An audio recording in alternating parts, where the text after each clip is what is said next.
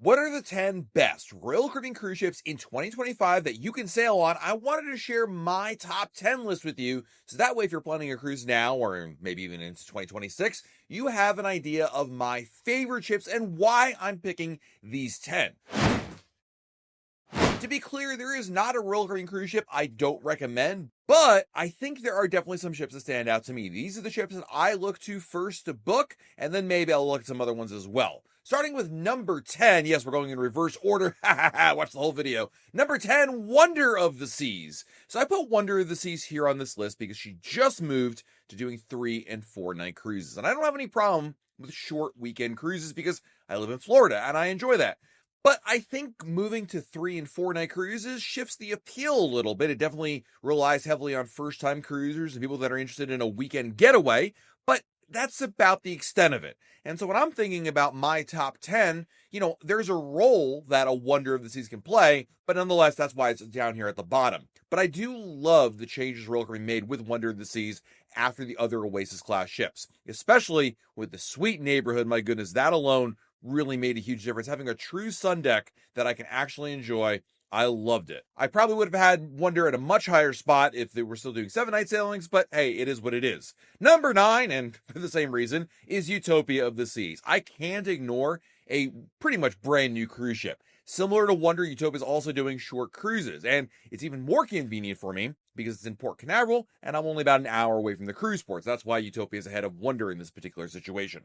I think also Utopia stands out for a couple of reasons over Wonder, a couple tweaks that I like. Number 1, the addition of Izumi in Central Park and the expansion of it, the omakase experience. I love what Royal Caribbean has done with this. And then, of course, there's the Royal Railway, which I think is a fabulous experience, and I can't wait to try it again when I go in Utopia this season the next time. It's a really great meal for families and really everybody in between. I think it's vastly underrated. And, of course, Utopia and both Wonder are amazing Oasis-class cruise ships. They have Central Park, the Boardwalk, the Aqua Theater, and the great thing about going on a weekend cruise is you get a little taste, a little fix, if you will, to be able to go on a cruise. I often tell people to use these weekend cruises as ways to augment your cruise plans, not plan around them, meaning you plan out the amazing 7+ night cruises, but if you're in the need for a quick little hit in between, then you add in a 3 or 4 nighter.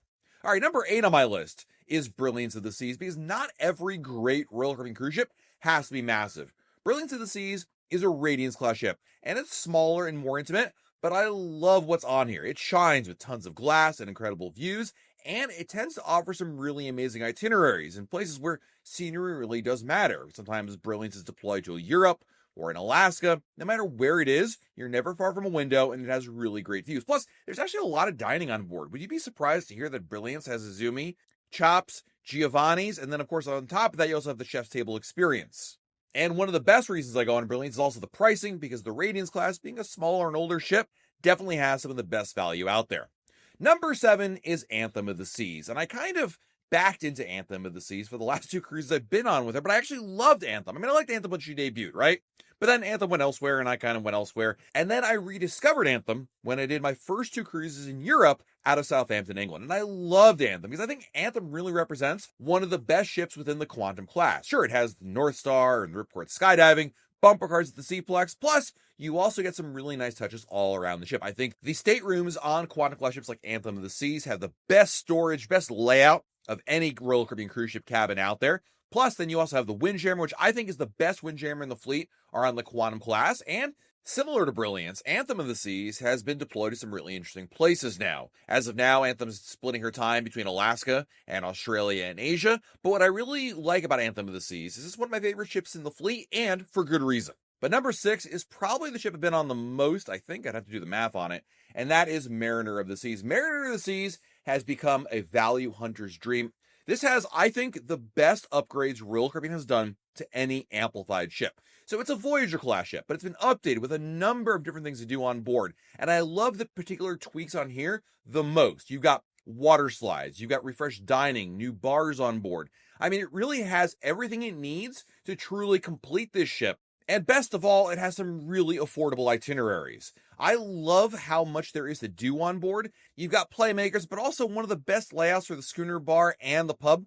in the fleet. It's a very convenient rail promenade to easily get down to the casino. The pool deck has some updated choices to it. Even the Windjammer doesn't look like it's a 20-year-old cruise ship. If you want one of the best family cruise ships out there that can appeal to many different generations without breaking the bank, I think Mariner of the Seas is the top pick.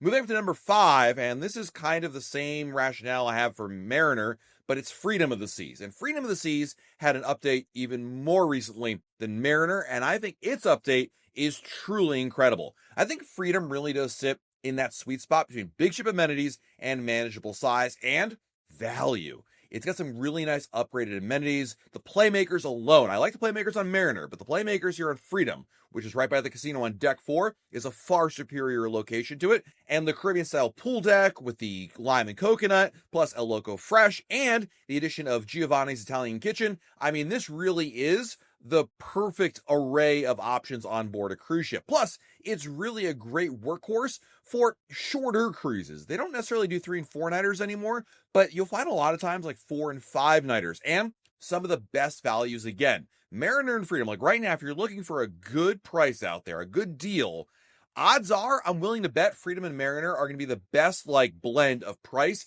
and what you get. I mean, certainly you can go on like, Grandeur of the Seas or Rhapsody of the Seas and pay probably less, but obviously the things to do, the activities on board, the amenities don't compare to either Mariner or Freedom. So I've got Mariner and Freedom right there in the middle.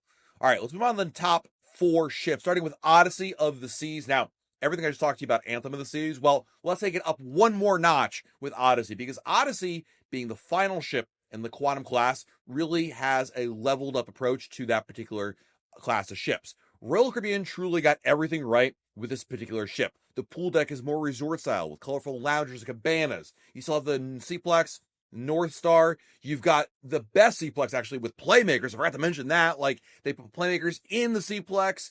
They solved a lot of problems taking out the indoor pool that was like kind of, I don't know what to do with it. It's Solarium Part 2, but instead they made it a secondary pool to help expand the pool options. Plus, Odyssey has some amazing places that it sails from. It's either in Europe primarily or even in New York, and it's a great option for cruise ships out there. And it came out at a time in which Royal Caribbean was coming out of the shutdown of 2020 and 2021. It got quickly overshadowed by Wonder of the Seas. But I gotta tell you, Odyssey is one of my favorite ships in the fleet. So it's all the way up here at number 4. It is a fantastic ship that gets totally overlooked a lot, but it's still one of the most versatile ships in the fleet, balancing some really good tech with, of course, fun things to do. Number 3, I struggled with this one, but I'm putting Oasis of the Seas. I knew I needed an Oasis class cruise ship in here. Wonder and Utopia aren't going to be in here anymore because they're doing the short cruises I talked about. So I was like, all right, well, there's some different options. I haven't been on Allure, so probably Allure, if I had been on it, might have slid into this spot here. But I haven't, so I'm putting Oasis of the Seas because Oasis of the Seas is, of course, the original Oasis class cruise ship, but similar to Freedom and Mariner, I really like the changes Royal Caribbean made to this particular ship during her amplification a couple of years ago. I think families will absolutely love the updated water slides, the ultimate abyss, and of course, enhanced dining on board. What I really like about Oasis of the Seas is how much investment they made in this ship when she got amplified. I mean, the Abyss is great, but they added Playmakers. They added a new Spotlight Karaoke on the Royal Promenade. And it has Portside Barbecue, which is a fantastic, underrated specialty restaurant that's not very expensive, and I'll go there a lot. I'll admit, Oasis probably made it as high on this list as it did because it really does hold a special place in my heart, not only as being my first Oasis class ship, but for many cruisers, Oasis will be always the ship that started it all. All right, we've reached the top 2 spots, and this one is tough as to how I would rank them both, but I'm going to go with Star of the Seas. Star of the Seas is Royal Caribbean's newest cruise ship, and it really took everything that made the Icon class impressive and tweaked it a little bit more. I love being on here on Star of the Seas and exploring what Star has to offer, and it really speaks to the reason why I had a really tough time between number 1 and number 2, but at Star and number 2, I think it has some really nice tweaks to it, especially the addition of Back to the Future the musical and the Aquadome Market making some changes over there to its food halls. I love Star of the Seas. They made some nice tweaks to it. I think it's a great ship. And obviously, even though it's going to cost you more because it's a brand new ship, it really is the best of the best that Royal Caribbean has to offer. However, at number 1, I'm still holding on to Icon of the Seas. I mean, Icon of the Seas had so much hype, so much interest when she launched in 2024, and she lived up to every single bit of it. Icon isn't just one of the largest cruise ships in the world. It's practically a floating city, and the standard that every other cruise ship in the world, Royal Caribbean or not, is held against. You've got the neighborhoods like Thrill Island and Surfside, plus you have the adults-only Hideaway. You have the new changes they made to the Swim and Tonic, and of course you have the Wizard of Oz show, which, while I might prefer Back to the Future, the Wizard of Oz show is undeniably fun. I mean, it really is a game changer, and it's kind of the same reason why Oasis was so high on my list. When you set the standard, that gives you a little something extra for it. So you can make the argument that Star should be number one or Icon should be number one, but in my opinion, I'm putting Icon as number one because it's hard not to rank it number one because it's not just any other cruise ship out there. It's one that truly changed how we look at the mega ship category. All right, there you go. There's my top 10 Royal Caribbean cruise ships. I want to know what you think are top 10. And coming up next, I've got my full ship tour of Icon of the Seas, so you can see exactly why I ranked it number one. While you're below our video, hit the like button, subscribe to our channel, and turn on notifications. That way, YouTube will let you know we have a brand new video to share. This has been Matt from RoyalCaribbeanBlog.com, and we'll talk again real soon.